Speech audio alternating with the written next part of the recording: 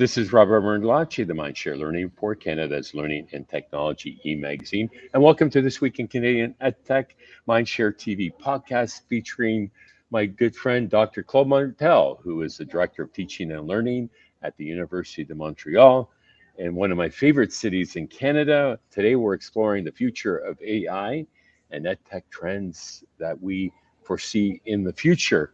Thank you for joining me today, It's my Dr. pleasure, Martel. Robert. A little bit about Claude. He's an expert in educational technology with over 25 years of experience holding a PhD in the field. He currently serves as the Director of Teaching and Learning, as I mentioned, at the University of Montreal, leading the academic renewal efforts. He has managed numerous multimedia and training education projects and implemented training technologies in over 30 large organizations. In the past, Claude held significant roles in large corporations like Big Knowledge, TELUS, Hydro-Quebec, contributing to their learning and development initiatives. And most notably, he developed and managed the first global accreditation management program for airport managers as the program manager for the ICAO and ACI. In addition to his professional roles, Claude founded several groups and associations such as the Canadian Technology Alumni, Concordia University, and Celia, of which we were actual co-chairs at one point, the Canadian E-Learning Enterprise Alliance. Wow, that takes me back to memory lane. And Me too. so much has happened since that time, back in the early 2000s, I would say. The world has changed since then, almost.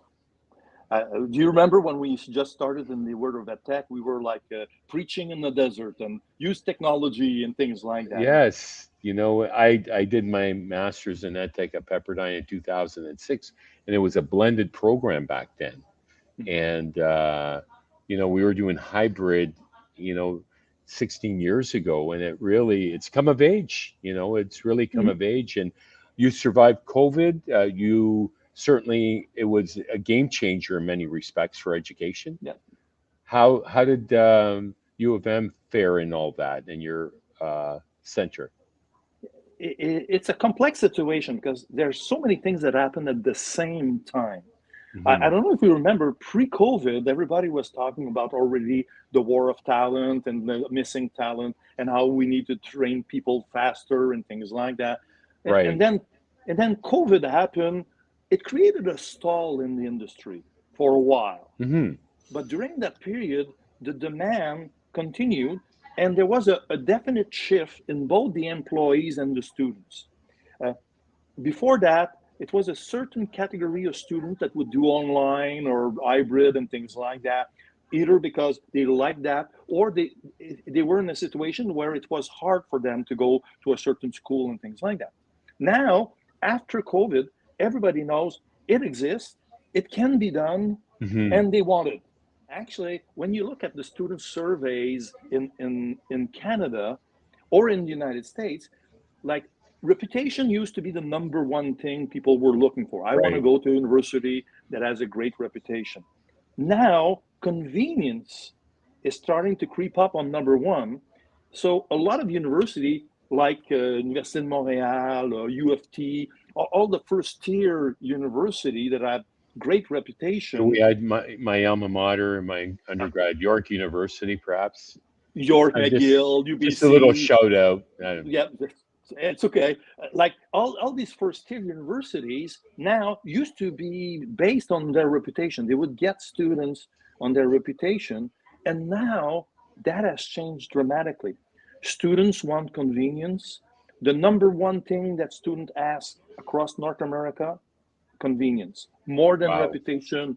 So the context of university and college has changed completely. And the university faculty must have leaned on you quite heavily during COVID as they were pivoting and embracing some of the tools that traditionally hadn't been embedded in their teaching practice. I'm the director for the Center of Teaching and Learning, the Centre de Pédagogie Universitaire in French, of course. And during COVID, like my staff doubled, and they were all supporting professors how to go online, like a lot of the universities across Canada. But what's interesting is a lot of the first tier university didn't have much of a practice of online. Like some universities, like Laval in Quebec City, of course at Athabasca, Sure. like already had a tradition. So when they had to switch to bring more program in, they already had the infrastructure, the knowledge, and things like that. Most of the other universities that didn't have an online practice had to really turn around fast, develop tools and things like that. So there was a big transformation both for the teachers and the students during that period. Now, Dr. Steve Jordan's from U of T, the psychologist who happens to have a EdTech startup as well, talked about the threat of the great snapback post COVID, where teachers and teacher unions were encouraging teachers to go back to the way it was, and professors kind of tended to retreat. Did you see much of that occurring in your backyard? Yes and no. I think like the teaching, the group of teachers is not an homogeneous group. And you could say in almost all the institutions I'm connected to, there was a group of students that wanted to say, let's go back to teaching in classroom and forget it all happened. Right. The problem is students didn't want that. And there was almost a disconnect between the students and that Mm, group of professors. This is particularly true in university where they have like large classes, like 100 plus students per class and things sure. like that. There's been a huge resistance of students. And I'm lucky to have access to statistics of like attrition and things like that. Yeah. And there seems to be a good corollary between large class and attrition right now. And the numbers in some cases are staggering. And I'm not just talking about University of Montreal, and I'm talking about all the universities. I have a So, chance to talk to yeah, a lot of my counterparts in other universities, and we see all the same phenomena. yeah, absolutely. And tomorrow I play faculty hockey at York. So, talking to some of the professors there, it's a challenge. If you're not integrating technology in a dynamic way, you're going to have a tough time getting students to come to class And to stick around. and to stay around. It has to be a compelling offer, right? And Yeah. so this is where the flipped classroom concept, where you have your students do their project work at home or what have you, and they present and they share, whether, and you could share online Mhm. or you share in person, but giving them agency. I mean, we just hosted 32 career students from grade 10 here the other day, and we had this incredible interactive Mhm. session where we were talking about design thinking and startups and careers of the future. They helped us choose our logo, tweak, some of the Mhm. taglines. We presented them, and they nailed it. When you give kids agency, they step up.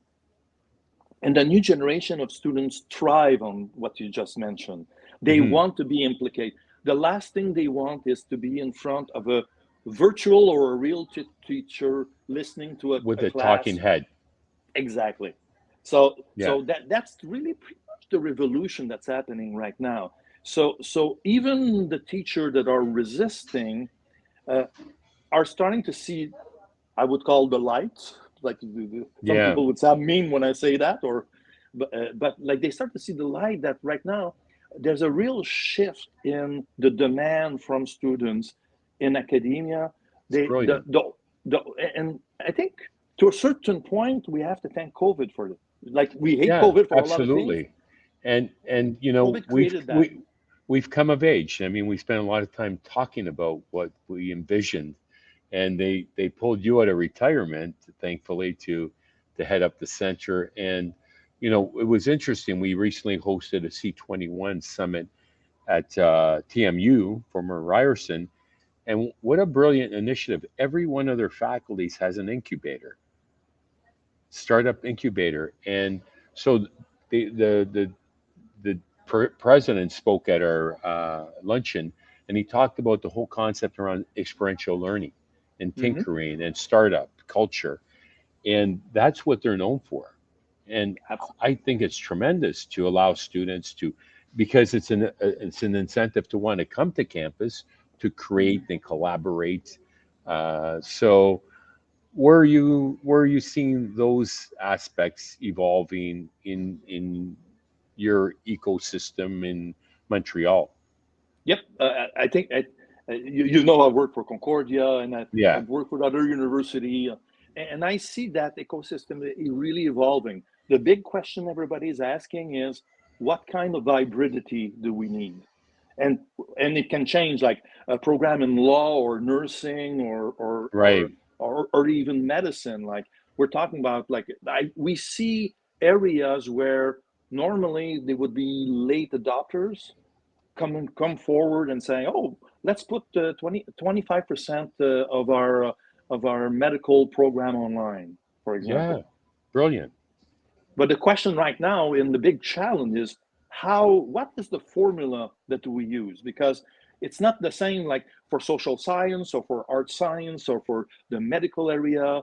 Uh, we need to be imaginative on how we adapt. We know that the flipped classroom works really well. But if you're in a medical area where you're in cases and you need the interaction constantly and things like that, or you have patients, it may not be as well adapted. Yeah, Simulators are coming really strongly.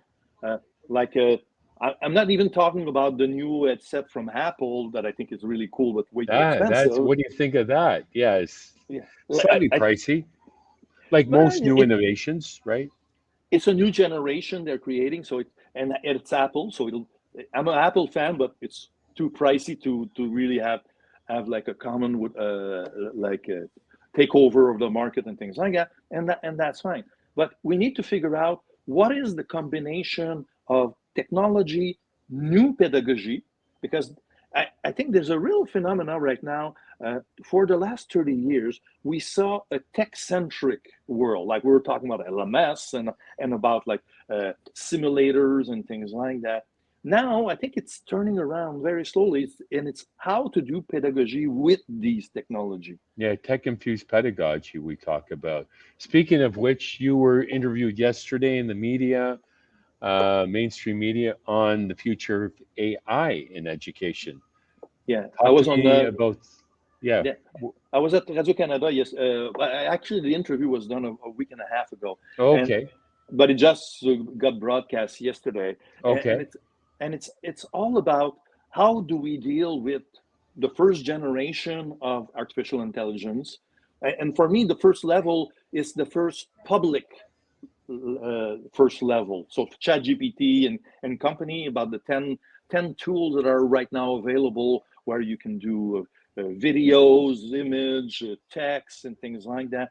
And how we integrate that in the pedagogy. And again, there's two currents: the people that are a little bit freaking out about the situation and says, Hmm. "Oh, people and I've seen a lot of professors go on that bandwagon. Everybody will be able to cheat and things like that." Yeah, I'm more from the other side. Like, yes, ChatGPT will become troublesome for the next year, 2 years until we catch up. Like, there's already companies like Turnitin and things like that that are saying we now are able to identify some of these texts that usage. are, Yeah, use what percentage? and that will get better over time. But Right. for me, the real big debate is how do we use it in education? And one video I really like is Salman Khan video he Yeah. broadcast on how he's going to use artificial intelligence in his platform of Khan Academy to support students. And I think that's amazing. That's really where we need to go. We need to stop freaking out about Yeah. how people can be better cheat uh, and say, what can we do with this technology? There's a Right. lot of things. Well, it's not unlike how, we have a press release, we run it through ChatGPT to make some improvements. So we created and we've curated and now we're refining. So Mm-hmm. leveraging it in that regard or helping us with, a tagline that, our theme for this fall's, and I hope you can join us and participate, at our 14th Canadian EdTech Leadership Summit in Montreal or Ottawa this time, is empowering innovative and sustainable learning Mhm. environments for the future. And I think, ChatGPT added for the future. yeah, because ChatGPT for me is a toy right now. It's still at the toy Yeah. level. It's at the beta level. But imagine, like we've seen the level of dropouts at high school and even at some level at university and things like that. And can we use these technology to better support your students? Right. Also to improve. I think, we said that COVID had a lot of bad effects, and after that it had transformative effect. I think with AI it's going to be the same thing. The first reaction will be not so good. People were trying to figure out what to do, and teacher will say we don't want them to copy. The students say it's just a tool, and and and that's where we are right now. But in 5 years from now, there will be tools to prevent copying that are decent or good, and then we'll have to move on with how do we make education evolve. And and this is where there's a big debate in educators, like having a class where you write a paper or do an exam and that's your class, maybe is of the past now. Like, because if an artificial intelligence can do it well, maybe our standards of education is not high enough, or the pedagogy is not high enough. Right.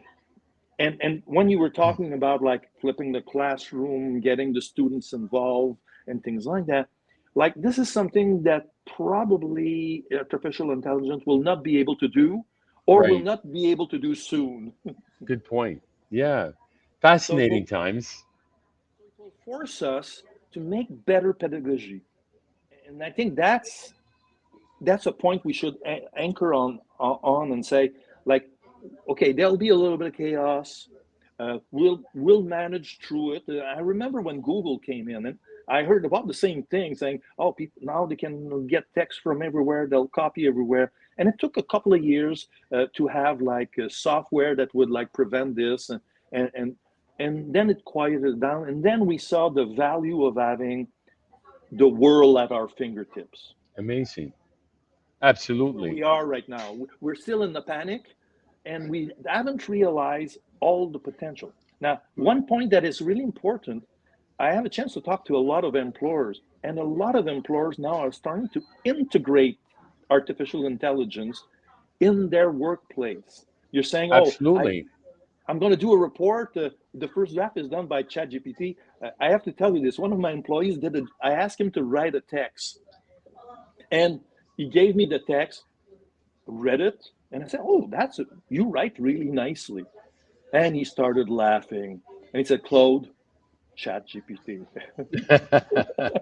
I've I've I've used it a couple of times in my letters that I write for a report, and I did mention that part of it was ChatGPT enhanced, and it definitely has merit, and it's never been a more exciting time to be in education. You know, the bubonic plague spawned a Renaissance era. It's, Absolutely. if you look back in history, what what will the pandemic have done for us as we enter this new phase? I think we're still figuring it out, but I think there's a pent up desire for people to embrace every day and make an impact. Our young people, the sustainable development goals, the climate change, there's some uh, real world challenges that students want to tackle. And I think we need to let them, support this, and help us. And artificial intelligence will be a great tool in their Hmm. hands to figure out new ways. Uh, the one thing I like about artificial intelligence, it doesn't necessarily uh, bring solutions that are proven. So yeah, Right. that's a problem, because sometimes the unproven solutions are bad. But at the same time, it makes us think a lot more outside of the box. Yeah. Well said, Dr. Martel. Any final thoughts to share before we wrap up? I think you nailed it when you say we're living in an exciting time, uh, a very transformative time. So if you're somebody that is anchored of what's been done in the past, and it should remain the same, probably you'll feel miserable in the next few years. If you really open your mind and say there are bad things and good things with every technology, then you'll figure out that probably in 5 years from now we'll be doing so much more in education using. And I'm a real fan of Simon Kahn when he said, let's move Yes, ahead and see what we can do with this. absolutely. Well said. Thank you so much for your time today, Dr. Martel. My pleasure. That was Dr. Claude Martel, the Director of Learning and Development at the University of Montreal. My name is Robert Merlanche, the Mindshare Report. Be sure to check out www.mindshare learning to get your latest issue. And until next time, stay healthy, stay safe, and keep the learning curve steep.